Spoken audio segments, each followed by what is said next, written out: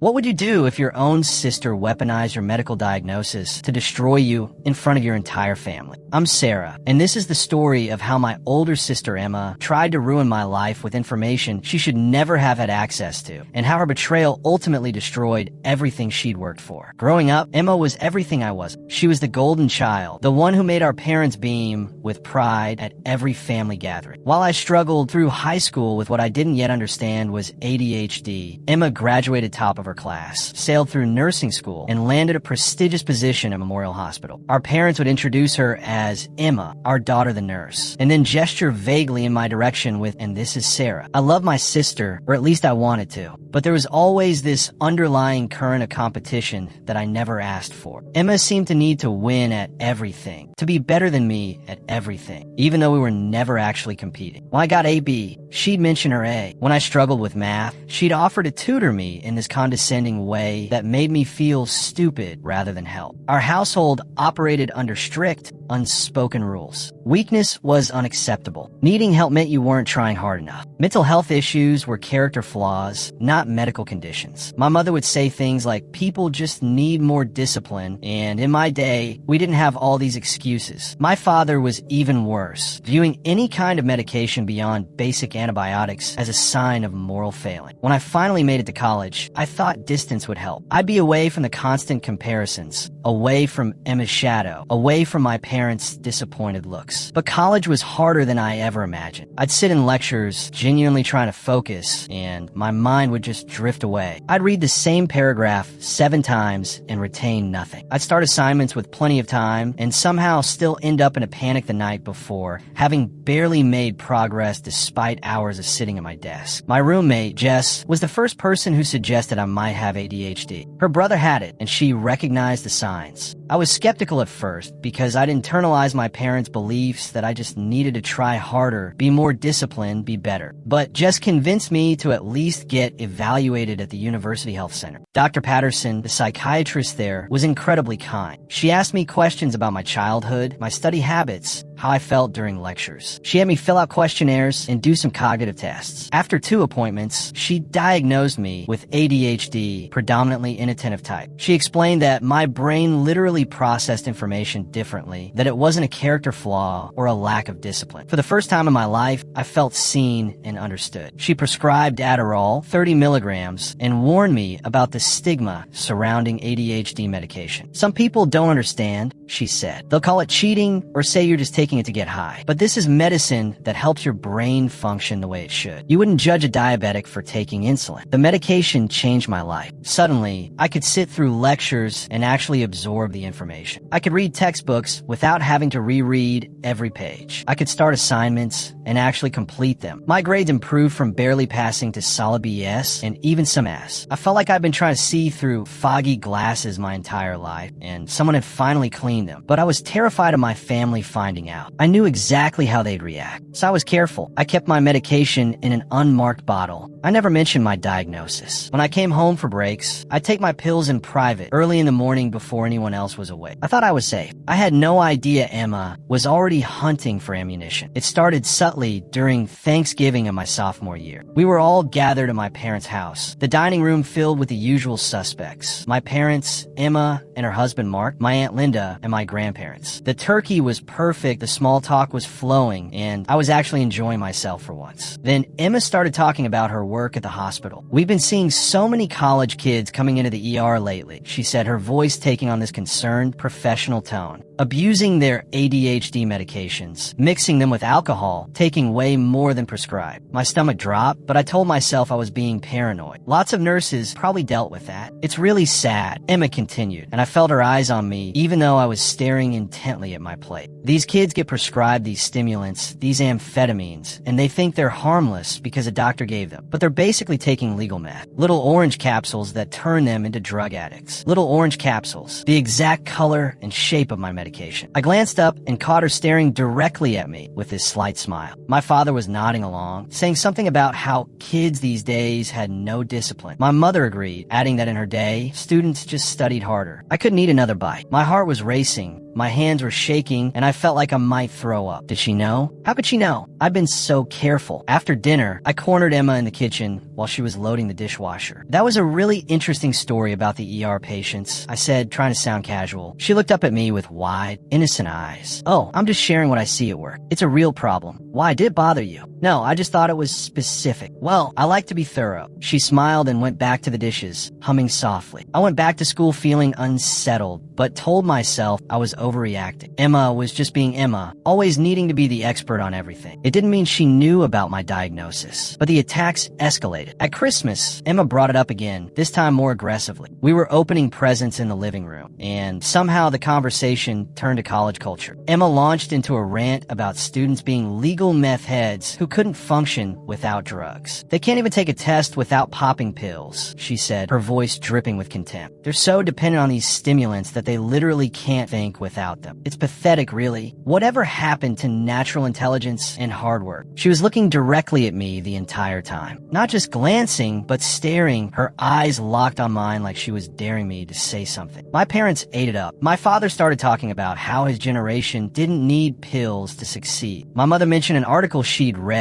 about ADHD being overdiagnosed. My grandmother said something about how prayer and discipline were all anyone really needed. I sat there, frozen, my hands clenched so tight my nails dug into my palms. I wanted to scream at them, to defend myself, to explain that ADHD was real and medication was legitimate. But I couldn't. Not without revealing my diagnosis. Not without confirming whatever Emma suspected or knew. Mark, Emma's husband, looked uncomfortable. He kept trying to change the subject, but Emma would just circle back to it. She was relentless, bringing up story after story about students abusing medication, about people using ADHD as an excuse for laziness, about how real success came from natural ability and hard work. That night, alone in my childhood bedroom, I cried. Not just because of Emma's attacks, but because my own family had made it clear that if they knew the truth about me, they'd see me as weak, as broken, as a failure. The medication that had finally helped me succeed would be viewed as cheating at best, drug addiction at worst. I considered stopping my medication just to avoid the conflict. But then I remembered what it was like before, the constant struggle, the feeling of being trapped in my own foggy brain. I couldn't go back to that. I wouldn't. I just had to keep my secret until I graduated and could support myself. That it wouldn't matter what they thought. But Emma wasn't done. She was building towards something, and I was about to find out what. Easter arrived, and my parents decided to host a big family dinner. Not just our immediate family, but aunts, uncles, cousins, grandparents, about 20 people total. My mother spent days preparing, and the house was filled with the smell of ham and fresh bread and all the traditional dishes. I came home from school feeling anxious, but hopeful. Maybe Emma had moved on. Maybe I'd overreacted to her previous comments. Maybe this would just be a nice, normal family gathering. I should have known better. Dinner started pleasantly enough. Everyone was catching up, sharing stories, complimenting my mother's cooking. I was sitting between my cousin Rachel and my Aunt Linda, enjoying the relative anonymity that comes with being in a large group. Then Emma stood up. She clinked her wine glass with her fork, getting everyone's attention. My stomach immediately nodded. I just want to say how grateful I am to be here with family, she began, smiling around the table. Family is so important, and honesty within family is even more important, which is why I think we all need to know something about Sarah. The room went quiet. Every eye turned to me. I felt like I was going to pass out. Did you know, Emma continued, her voice steady and clear, that Sarah has been taking 30 milligrams of amphetamines every single day just to pass her classes? Our little college student is a drug addict, and you're all paying for it. The room exploded. My father's face turned red. Is this true? He demanded. Emma, that's a serious accusation, my Uncle Tom said. It's not an accusation. It's a fact, Emma said calmly. She has a prescription for Adderall, 30 milligrams daily. She's been taking it for over a year. My grandmother clutched her chest. Sarah, tell me this isn't true. I couldn't speak. My throat had closed up, my vision was tunneling, and I felt like the walls were closing in. This was my worst nightmare, playing out in front of my entire extended family. She can't even deny it, Emma said, sitting back down with a satisfied look. This is who Sarah really is. A pill-popping failure who can't succeed on her own merit. My father stood up, his chair scraping loudly against the floor. You're a disgrace, he said, his voice shaking with rage. A druggie. In my own house. Dad, it's not like that. I finally managed to say, my voice barely above a whisper. I have ADHD. It's a medical condition. The medication helps me. ADHD is an an excuse for lazy people, my mother cut in. Emma's right. You're using drugs as a crutch because you're not strong enough to succeed on your own. We're cutting off your tuition, my father announced. I'm not funding a drug habit. You want to be a pill popper? You can pay for it yourself. I looked around the table, desperately hoping someone would defend me. My cousin Rachel looked sympathetic but stayed silent. My Uncle Tom seemed uncomfortable but didn't intervene. Everyone else looked either angry or disappointed. Only Mark, Emma's husband, looked upset in a different way. He was staring at Emma with an expression I couldn't quite read. Confusion, maybe, or concern. I ran from the table, grabbed my keys, and drove back to school that night. 3 hours of driving while crying so hard I could barely see the road. I called Jess from a gas station, and she stayed on the phone with me the entire rest of the drive. When I got back to my dorm, I collapsed. I couldn't eat, couldn't sleep, couldn't think. My entire family had turned against me. My father had threatened to cut off my tuition, which meant I'd have to drop out. Everything I'd worked for was falling apart. But as the shock wore off and the hurt settled into something harder, I started thinking more clearly. And I realized something crucial. Emma had mentioned my exact dosage, 30 milligrams, not around 30 or probably 30. She'd stated it as a fact. I never told anyone in my family about my diagnosis, let alone my dosage. I'd been so careful. The only people who knew were Dr. Patterson, the pharmacy, and the receptionist at the University Health Center who I'd spoken to when setting up my initial appointment. How did Emma know? I started thinking back to her comments over the past few months. The little orange capsules, she'd known the color and shape, the exact type of medication, the dosage, details she couldn't possibly have known unless she'd seen my medical records. Medical records that were supposed to be confidential. I called the University Health Center the next morning. Hi, this is Sarah Mitchell. I'm a patient of Dr. Patterson's. I have a question about privacy policies. The receptionist who answered was friendly. Of course, how can I help? If someone wanted to access my medical records, would they be able to? Like, could a family member call and get information? Absolutely not, she said firmly. That would be a HIPAA violation. We can't share any patient information without your explicit written consent. Even confirming that you're a patient would be a violation. What if someone who worked in healthcare tried to access them? Still illegal. HIPAA applies to everyone. Why do you ask? Are you concerned about a breach? I hesitated. Maybe. I'm not sure yet. If you suspect your privacy has been violated, you should file a report. HIPAA violations are taken very seriously. I thanked her and hung up. My mind was racing. Emma was a nurse. She had access to medical databases at her hospital, but she worked at Memorial Hospital, not the University Health Center. She shouldn't have been able to access my records, unless she knew someone who could. I spent the next few days thinking about how to prove what Emma had done. I couldn't just accuse her without evidence, but I also couldn't let this go. She tried to destroy my life, and she'd done it using information she'd obtained illegally. Then I remembered something. At Christmas, Emma had been drinking a lot, and when Emma drank too much, she talked. She bragged. She couldn't help herself. I called Mark, Emma's husband. We'd always gotten along well, and he'd looked so uncomfortable during the Easter disaster. Mark, it's Sarah. Can we talk? Sarah, I'm so sorry about what happened, he said immediately. Emma was way out of line. I tried to talk to her about it, but she insists she was doing the right thing. How did she know about my diagnosis? Silence on the other end. Mark, please. She knew details she couldn't have known unless she'd seen my medical records. That's illegal. I know, he said quietly. I've been worried about this. She's been obsessed with you for months, Sarah. Always talking about how you don't deserve your success, how you're probably cheating somehow. When she found out about your ADHD, she was almost gleeful.